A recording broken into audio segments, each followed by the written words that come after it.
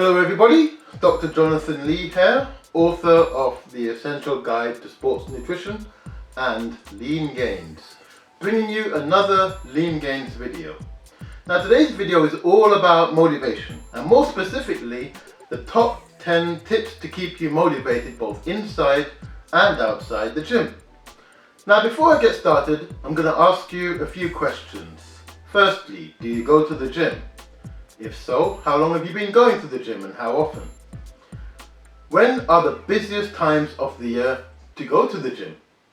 Now if you're training frequently and on a regular basis, then in all honesty this video is probably not for you.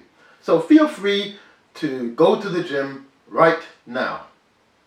On the other hand, if going to the gym for you is a massive inconvenience that you find yourself putting off until tomorrow, or if you're one of those guys who only goes to the gym to renew your gym membership on the 2nd of January as part of your New Year's resolution, then this video is definitely for you.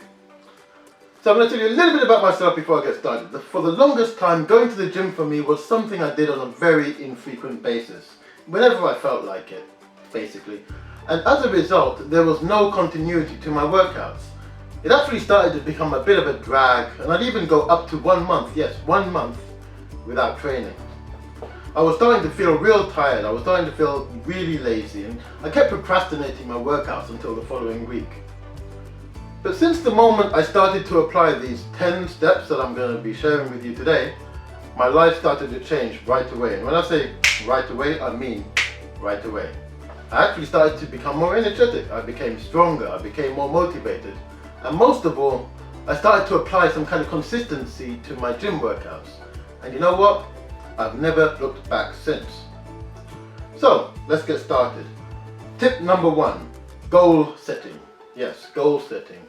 You may have heard the phrase, taking action without an end goal in place is a bit like driving a car with no set destination. Chances are you'll get nowhere real fast. Now I want to take that analogy a little bit further and imagine that you're driving to a small town that you've never been before.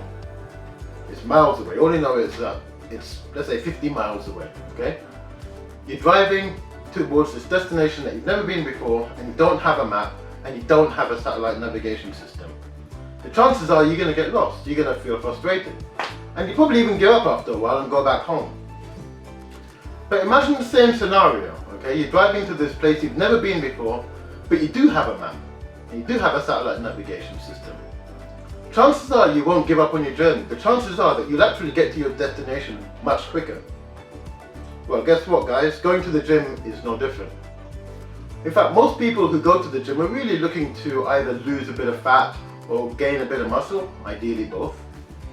And if you've watched any of my earlier videos, you'll know that the body is extremely adaptive.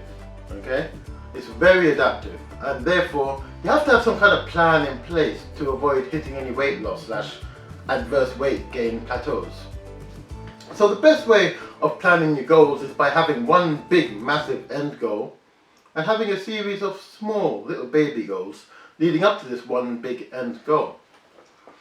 So let's say, for argument's sake, that you weigh, I don't know, 240 pounds. And you want to go down to 180 pounds, so you want to lose 60 pounds, that's your end goal.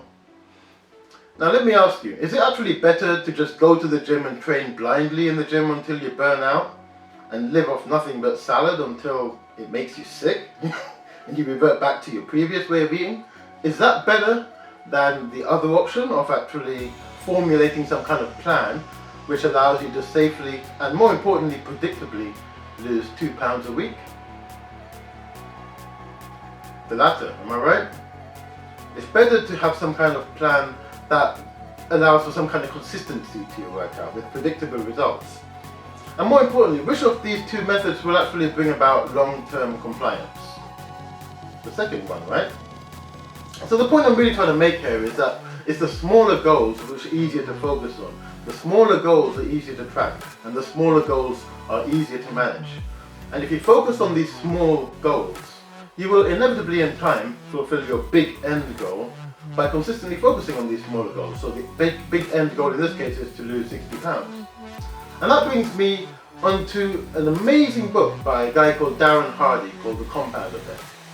Now, if you haven't read it already, I very strongly suggest that you get hold of it. Basically, the book highlights the leaps and bounds that you can achieve through goal setting and the real importance of taking baby steps in every decision that you make. And that brings me on to tip number 2, consistency. You have to remain consistent. So if you remember at the start of the video, I asked you when is the most busiest time of the year to go to the gym. And surprise, surprise, you'll tend to find that it's usually in the first couple of weeks in January. And yeah, around summertime as well. But they tend to be the busiest time of the year to work out. Now, why is January so busy? January tends to be really busy in the gym simply because most people have eaten too much turkey the week before. They've had too much red wine and mince pies during the Christmas period. Also, due to the fact that most people tend not to exercise during the Christmas period, accounts for that kind of sluggish feeling that you tend to get at the beginning of January once the festivities have come to an end. So why is summer busy? June, July is usually quite busy because most people want to look good for summer. They want to go on vacation, maybe have a beach holiday. But the million-dollar question I have for you is, why don't people just make going to the gym part of their daily/bi-weekly routine? And the answer is very simple. The reason people don't go to the gym more frequently is because going to the gym every single day is a massive pain in the neck. But guess what, guys? You didn't worry. I have good news for you. There are things that we can actually do to provide some kind of consistency to all of your gym workouts. And you can provide this consistency without them being a massive pain in the neck. And that involves turning your gym routine from a chore into a habit. Now, this brings me to a study that was carried out by the European Journal of Social Psychology. And what they found is that on average it takes more than 2 months before new behavior becomes automatic. 66 days to be exact. So in other words, if you keep going to the gym on a regular basis for, let's say, 2 months, as annoying as it may seem in the beginning, if you keep it up for 2 months, it will actually become a habit. I mean, think about it. When you put your clothes on in the morning before leaving the house, you don't really think about it, do you? You just do it, or at least I hope you do it. And when going to the gym becomes a habit, you will naturally remain consistent. So when you remain consistent, you won't be restricting your workouts to the summertime and to the January period, okay? So we really want our workouts to become a habit as opposed to a chore. And that really brings me on to my 3rd tip, avoid procrastination, okay? So what is procrastination? Procrastination basically means putting off what you can do today until tomorrow. Putting off what you can do at 3 p.m. till 9 p.m. Okay? And when it comes to training, procrastination can actually, believe it or not, sometimes be a good thing. We're all aware that most of the time procrastination is actually counterproductive, but when is procrastination a good thing? Well, let's say that you've been training really hard, 2 hours a day, 7 days a week for 1 month. Okay? Now, what happens when you train like that? Well, when you do that on a regular basis, you're placing a tremendous amount of stress on the body. And what's going to happen is that you will at some point inevitably burn out if you continue at that rate. Under those circumstances, postponing your next workout until the next day or the day after will actually allow the mind, the body and the muscles to repair and regenerate. In most circumstances, however, procrastination is extremely counterproductive. Okay? So, how do you avoid procrastination? That's the million-dollar question here. How do you actually avoid procrastination? And there is one simple step that you can take, and it certainly worked for me. I want you to imagine that you have a gym session that you have to go to, okay? But you've had a long day at the office, you're tired, you really can't be bothered to go, and you just prefer to go home and watch television. A little trick that you can play on yourself is, instead of telling yourself that you're going to spend, let's say, an hour in the gym, tell yourself that you're only going to go and do a few sets, okay? You're going to go there for maybe 15 minutes, okay? So what you're doing is you're telling yourself that your gym session will be short, okay? You're going to go in and go out, and then you can come back and watch your favorite TV program. Now, what happens when you say that to yourself is that in your mind's eye, this actually makes it more likely that you'll actually get up, leave the house, and go to the gym, because you're saying it's only going to be a 15-minute session. In reality, however, once you get to the gym, something magical happens, okay? You'll actually end up spending a good hour working out. Worst case scenario, at the very least, you'll do your 15 minutes like you said you would. which is, let's say, better than nothing, because the only bad workout is the one that you don't do, right? So, if you're feeling a little bit, I can't be bothered to go to the gym, then just tell yourself you're going to do 15 minutes, go to the gym, and then you'll be surprised how long you actually stay in the gym. Now, what's my fourth tip? Is planning meals in advance. Meal planning is a really big one. So let's say that you're looking to lose weight. Now, one of the most important things you have to do is to reduce the number of calories. Okay? If you've read any of my books, then you'll know that. The best way to do this is by actually working out the number of calories that you're currently consuming and reduce that amount by roughly around 15%. So I'm going to look at an example of this, okay? Let's say that your maintenance calories are 2,500 calories a day, and you decide to consume 2,000 calories a day in order to lose some weight. Now, the easiest and most reliable way to do this is by preparing your meals the night before and calculating the number of calories that you need to consume, in this case 2,000 calories, for the following day. So you can use an app like MyFitnessPal, for example, to do this. You can then get hold of some Tupperware containers and disperse your meals for the day, or should I say for the following day, within these containers. Now, this is an excellent way of actually managing how many calories you're consuming without resorting to using apps like MyFitnessPal every 5 minutes on the day. So instead, just eat all the food that you prepared the night before the following day. That way you don't really have to think about it, but you know that you're eating 2,000 calories. What's my next point? Overtraining. Okay?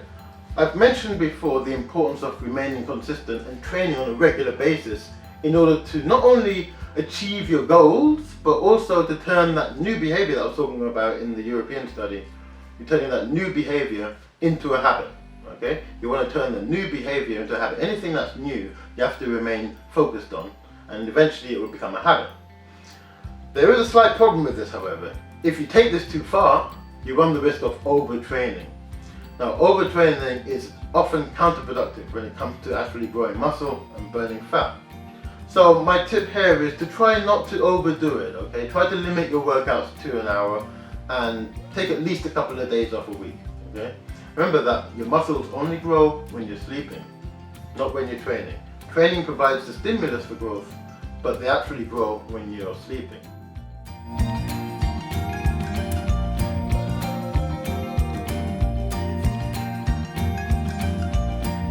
My next tip is to get some decent headphones. Okay? Now, who loves music? I love music. I'm sure you love music too. Now, music is an extremely powerful and effective motivator for all gym goers. On top of that, a decent set of headphones will be your best friend in the gym, especially if you're training on your own. This is quite simply because although you may come across as a little bit antisocial, it will mentally help to keep you in the zone by making you less self-conscious. Also, when you're listening to your favorite music in the gym sessions automatically become more enjoyable. So why not invest in a decent set of headphones and enjoy your workouts? Sleep. Now, sleep is a big one. Sleep, as you already know, is essential, and I'm sure you're also aware of the fact that importance of sleep when it comes to working out is pretty much common sense, to be honest. I mean, you will obviously lack energy and hence motivation when you're chronically sleep deprived. So you want to strive for a good 7-8 hours of sleep every single night. Now, although, as I said before, you stimulate the muscle growth in the gym, your muscles actually grow when you're sleeping, when you're resting, when you're chilling out. And a number of studies have actually shown that your recovery and performance during the day is actually adversely affected when you're sleep deprived. And as a male, as we get older, testosterone levels unfortunately drop, especially over the age of 40. And there's been a lot of studies to show that especially when you're older, your testosterone levels will tend to drop more when you're getting less than 6 hours of sleep. So again, sleep, try to get around 7 to 8 hours where possible. Your energy levels will go up, you'll feel more motivated, and you'll get better results. My next tip is to surround yourself with like-minded people. Now, this is a big one. As far as I'm concerned, this is probably the most important step to not only keep you motivated, but also to ensure that you get the best out of your workouts as well as your diet. So you may have heard of a guy called Jim Rohn. For those who don't know who Jim Rohn is, he was actually an entrepreneur, He was an author and a very, very famous motivational speaker. Now, he once said that you are the average of the 5 people that you spend most of your time with. And when you think about it, it's actually true. It really is. I mean, I want you to imagine that, let's look at a scenario here. Imagine that you spend all of your free time with a bunch of guys who did nothing but watch television, smoke weed, sleep all day, and eat pizza. Okay? That's the people that you spend all your time with. In that situation, it's going to take a hell of a lot more willpower to get to the gym and eat right than if, for example, you lived with a bunch of personal trainers who went to the gym together, trained hard together, and all planned their meals in advance. Okay? So the point really I'm trying to make on this one is that the people you hang out with, whether you're aware of it or not, will actually have some kind of influence over what you do. They'll have some kind of influence over what you do from day to day. And a lot of the time this happens on a very subconscious level. Okay? So make sure that you surround yourself with the right people. And bearing that in mind, my advice is to find yourself a gym buddy. Okay?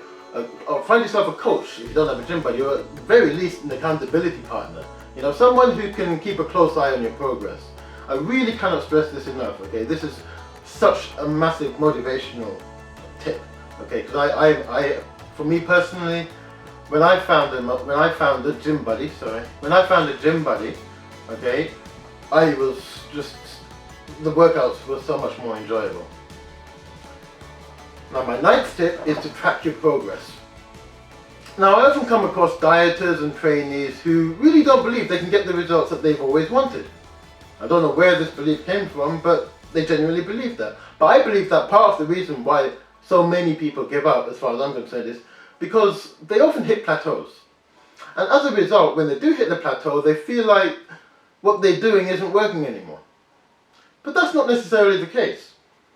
A lot of the time, fat loss or muscle growth is actually still taking place. It may not be obvious right away, but it is still taking place. I always like to use the analogy of getting older, okay, aging. Unfortunately, for all of us, you're not going to look the same at 40 as you did when you were 18.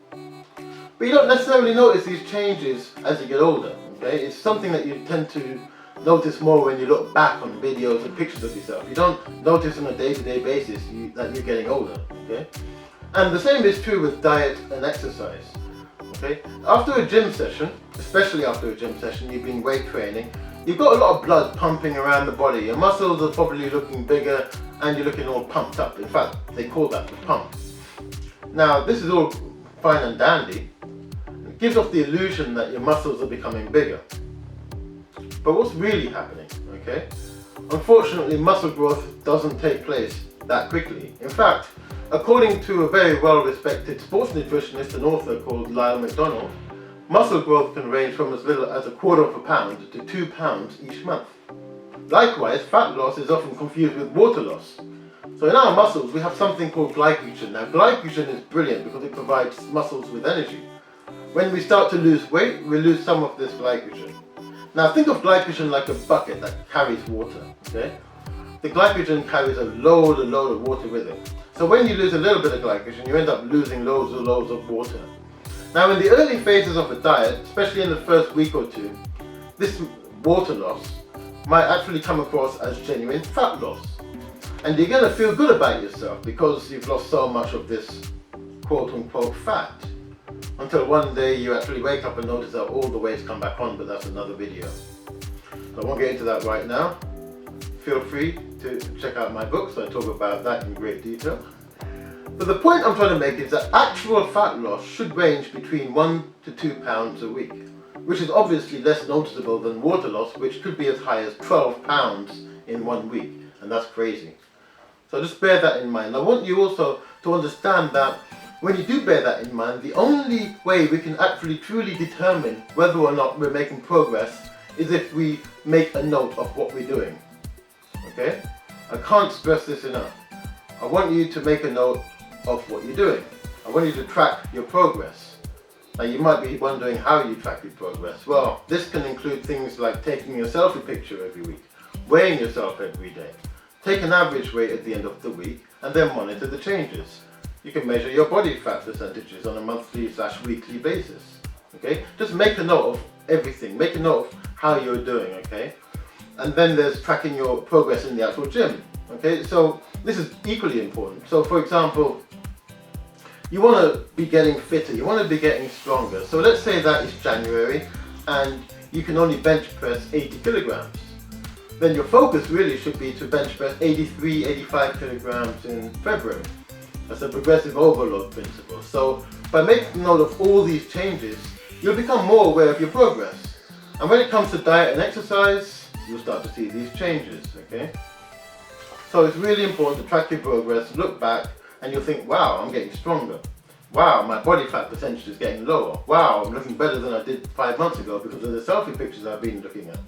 So these things will help you keep motivated because you will start to see improvement. The naked eye and your memory is not good enough. You do need some kind of written proof and pictures and things like that. Now my final tip is to keep focused on your journey. During your journey you will inevitably meet people who will advise you on what you should be training, how you should be training, what you should be eating. And they may even criticize your current approach and tell you that everything you're doing is wrong. Well, if you've been following the advice in my books, then my advice for you would be to show them respect. Anyone says that what you're doing is wrong, show them respect, listen to what they have to say. Never come across as arrogant, okay? But at the same time, you never want to lose focus. You don't want to become sidetracked. If you do everything that you're supposed to be doing, I can guarantee you that you will get the results that you've been looking for. You will think and grow ripped. So that's it, guys. If you want more energy, if you want to be more motivated, you want to start setting goals, you want to remain consistent, you want to avoid procrastination, you want to avoid overtraining, you want to get some decent headphones, okay? Listen to music that you enjoy. You know, ideally music that won't set you to sleep. You want music that will keep you alive, you know, lively, exciting music. You want to be able to sleep more, you want to surround yourself with like-minded people, you want to be able to track your progress, and most importantly, you want to keep focused on all of your goals. Thanks for listening, guys. For more exciting videos, advice, books, supplements, meal plans, or even if you have any questions that you want answered, then head over to leangains.co.uk right now. I'll see you real soon, guys.